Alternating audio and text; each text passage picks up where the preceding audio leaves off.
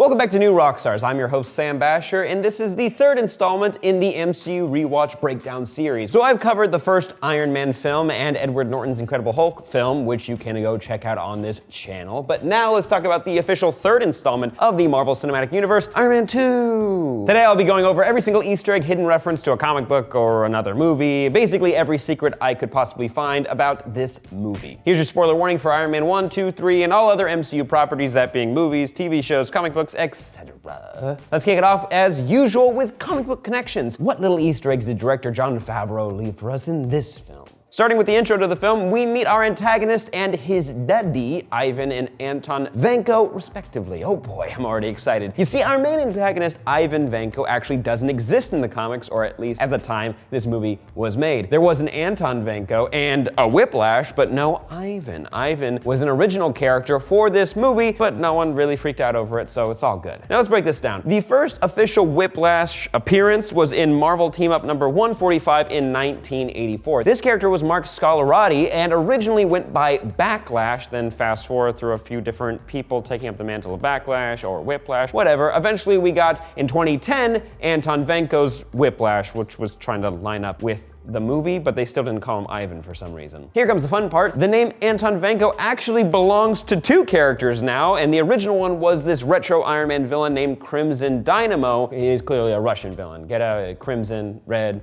communism. There you go, you don't really have to think too hard with this one. Now, while the Crimson Dynamo doesn't exactly appear in this film, a version of the Crimson Dynamo does appear in the Iron Man 2 video game. But I do like the creative choice of having this villain family existing in the MCU. Then scooching forward to the Stark Expo, wouldn't mind going there myself, it looked really cool. We get a glimpse of Olivia Munn as Chess Roberts. Chess Roberts playing a very small part in both the movie and in the comics, specifically in the Heroes Return Iron Man storyline from 1998. Moving forward to the Senate hearing, we're introduced to Sam Rockwell's character, Justin Hammer. Just to plug a fellow Sam for a minute, you should all go stop what you're doing right now and watch Moon. We'll finish this video, then go watch Moon. Sam Rockwell's amazing in that movie. Anywho, Justin Hammer appeared in Iron Man number 120 in 1979. While not really having powers in the comics, he was still a genius and he had a vast amount of resources at his disposal. In the movie, they kind of dumbed him down a little bit, made him a little awkward, but I'm gonna be honest, I just love this Justin Hammer. Also, the spray tan they have all over his hands, it looks so bad, but I love it. Also, I just want to point out that Justin Hammer giving Vanko, resources, getting me out of jail, that seems pretty similar to his comic book counterpart. Also, fun fact, originally the team behind Iron Man 2 wanted an older version of Justin Hammer that was truer to the comics, and they wanted the main actor to play the role to be Al Pacino, which would have been interesting. But let's save him for another character, yeah? Let me know who you want Al Pacino to play in the comments down below. Ego 2, he'll play Ego again. Also, during the scene, Tony mentions being the Secretary of Defense. A joiner, but I'll consider Secretary of Defense, if you ask nice. Which was a fun nod to when he actually was appointed to Secretary of Defense for a brief time in the comics. Moving forward to Ivan getting a fake passport from a mysterious man. Check out the name on that fake passport, Boris Turganov. Tried my best with that one. This is actually the second person to take up the identity of Crimson Dynamo in the comics. Yay, legacy throwbacks, that's fun. Next up, we see Tony handing over the company to Pepper so that she can become CEO, which is something that actually happens quite a bit in the comics. Tony really does not like to run his own company. Next, we see Happy and Tony training in the ring, that being a throwback to Happy in the comics having a history with boxing. Pretty fun. This is also the scene where we were first introduced to Black Widow. Fun fact, Black Widow made her debut as an antagonist to Iron Man in Tales of Suspense number 52 in 1964. Also, Natalie Rushman, her alias in this film is a throwback to one of her aliases from the comics, Nancy Rushman. Then moving on to Monaco and the race that goes on, it's pretty cool. You can see a Roxxon logo sponsoring one of the Formula One cars. This is one of the, evil companies in the MCU. You actually saw it in the first Iron Man as well. Fun throwback again. This is also the scene where we see the suitcase deployed Iron Man suit, which is always going to be awesome. Let's just get a little clip really quick.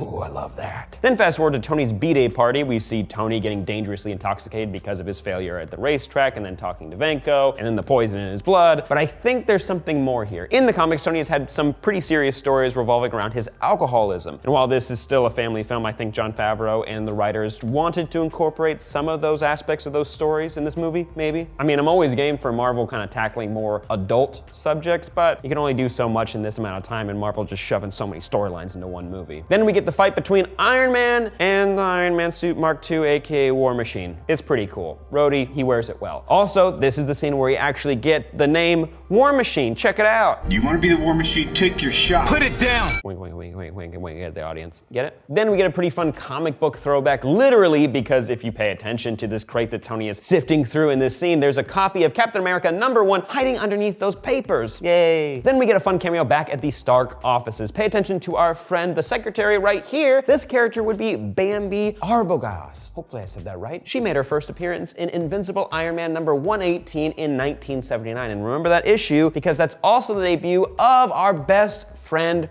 War Machine, who we got a pretty comic accurate first debut with his full suit at the Expo. I'm a big fan of that suit, by the way. But scooching back for a second because there's something weird that happens. When Stark makes that new element with that atom smasher in his, in his workshop, it actually isn't that new. At least it shouldn't be to him or the rest of the Marvel Universe. In the novelization of Iron Man 2, they actually give this element a name and they refer to it as vibranium. We played around with that material enough times to know that this isn't new at all. Hell, Tony's dad used it to make Captain America's shield, and Black Panthers have been playing with it forever now. What I actually think it is, my guess, is that if you take a look at the sketch in one of the notebooks that Tony's flipping through, we see a 4-dimensional Tesseract, which could be Howard, studying the Tesseract from the first Captain America movie. My fan theory is that what if he came up with a way to manufacture some of the energy within the Tesseract, possibly, and maybe Tony somehow taps into that, making this new little triangle. Then scooching forward, we see War Machine. Just wanted to show it one more time because he looks so awesome. And then during all of the commotion, we actually see Black Widow using some of her fighting skills and her wrist tasers from the comics. This is a very cool scene. I'm a big fan of it. Love the curls. But after the big fight, we get a fun tease for the Avengers. But that's not the most exciting thing in this scene. There's also something playing on one of those screens. I'll get to that in a second. What I want to pay attention to right now is the map in the background of this shield base. Look at all those icons. I'm thinking that these are subtle teases to some of the locations of maybe Infinity Stones or locations of possible Avengers, but maybe there's something else here. I know there's a bunch of fan theories about this, but I want to go a little bit more in depth. Let's pay attention to the two that we can see most clearly. The first marker is over Africa, which I think we're all on the same page here, that this is probably a nod to Wakanda, meaning that S.H.I.E.L.D. might be keeping an eye on Black Panther, or maybe they know more about Wakanda than the rest of the world. The second dot is even more intriguing though. I'm feeling like this is a marker for none other than Namor, aka the Submariner. Now why would it be in the middle of the ocean, you've been asking me in the comments down below? Well, I could answer that really easily. He's the king of Atlantis. Yes, there is an Atlantis in the comics. They also call it a few different names, but I cannot pronounce them very well, so we'll call it Atlantis. Now, I wouldn't mind seeing some version of Atlantis in the MCU, but it would definitely confuse audiences with the new Aquaman movie coming out. Now, that's it for comic book tie-ins. Now I want to talk about MCU Easter eggs. Ooh, everybody's favorite. Fun fact, there was actually an alternate intro to Iron Man 2 that kind of alluded to Tony's alcoholism a little bit. That's what I got from it. Also, when you watch the full scene, which I recommend you doing, it doesn't make a whole lot of sense leading into the rest of the movie. At least to me. I don't know about you guys. Let me know what you thought of it in the comments down below. Also worth pointing out that the Stark Expo in this movie is not the very first Stark Expo. No, we actually get hints of that with Howard Stark, Tony's dad, but also we see one of the very first Stark Expos in Captain America, the First Avenger, but I'm getting ahead of myself. Next, I want to give a shout out to WHIH, the fictional news network that we've seen in multiple MCU properties. Actually, Olivia Munn is our reporter for this network. Very fun. Next, I want to skip ahead just for a second. Do you remember when Tom Holland said that, oh, there's a fun little Easter egg, maybe Peter Parker's actually in Iron Man 2. He's a small little boy in the helmet that almost dies. Well, fun fact, that little boy, Peter Parker, actually shows up in the very beginning when Tony's walking through the expo. Check him out right there. Very cool. Next up, scooting to the Senate hearing, we have Senator Stern, who actually makes a second appearance in Captain America Winter Soldier, who, spoiler alert, is a member of Hydra. Then I want to mention Justin Hammer one more time because this is not the only Marvel property that this name pops up in. He is in that little short that we see with Ben Kingsley and a hint to the other Mandarin that might be out there. But also, Hammer Tech is used in the first season of Luke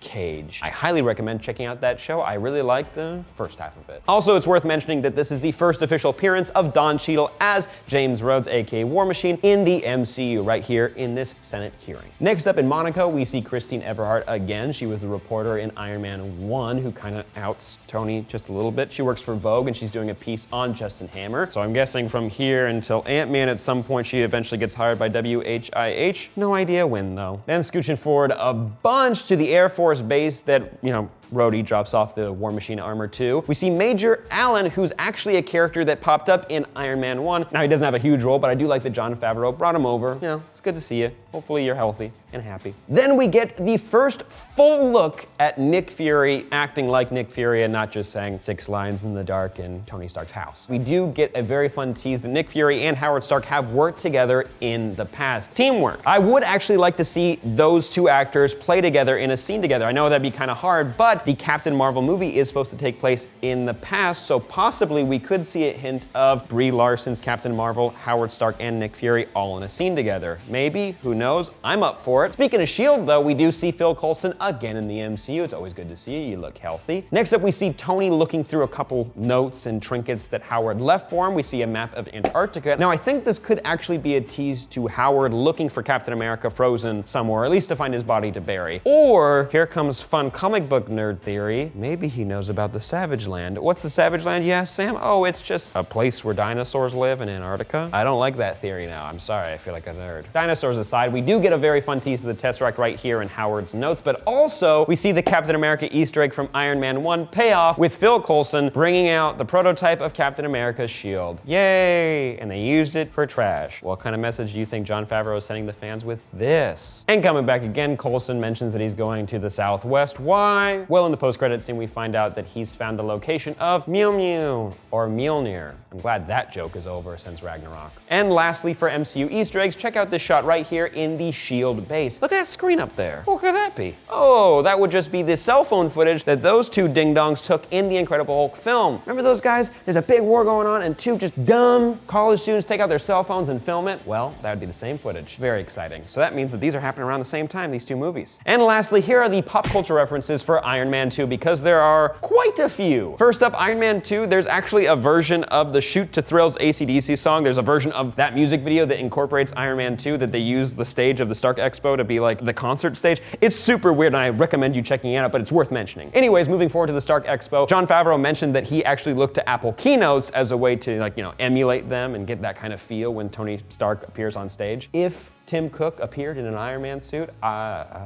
would pee my pants. Next, I just want to mention that Olivia Munn showed up in the MCU and then she went on to play Psylocke in X-Men Apocalypse. Also, when Tony's making his way through the Expo in the very beginning of the movie, he passes Larry Ellison, even gives him a shout out, who is the co-founder of Oracle. And also, you guys remember Oracle is that little glass sphere where they have that last fight with War Machine versus the drones versus Iron Man versus Whiplash. All those Japanese flowers are falling. It's very cool. It's very pretty. Next, we get Elon Musk himself in Monaco. Yes, that's him and Tony actually talking. And fun fact, when Hammer and Whiplash are having their meeting in that hangar, that is actually a SpaceX hangar. Ooh, I'm always a fan of SpaceX. Then moving forward to the suitcase Iron Man suit. Ooh, again, I love that so much. They nickname it the football, which is actually a fun nod to the suitcase that, contains the nuclear codes that the president carries around. Now this cameo that I'm about to mention is a little sadder. DJ AM, the guy who is DJing Tony Stark's birthday, he was a very popular DJ, but sadly he passed before this movie was released and this movie ended up being dedicated to him. But moving forward, Stark Expo's model, the one that Tony uses to find this new mysterious element, it was actually based on the New York World's Fair from 1964 to 1965, and I wish I could have gone to that. That would have been amazing. And here's a fun Easter egg. When Hammer is dancing on stage to do his performance about War Machine and all of his drones, he's doing it to the song Pick Up the Pieces by Average White Band, which was prominently used in Swingers, a film that Jon Favreau made. It's really nerdy and really cheesy, but I'm always a fan of that. And lastly, boys and girls, the Stan Lee cameo. He's right there, dressed as Larry King, referred to as Larry King, and he doesn't really say anything. He just says, "What?"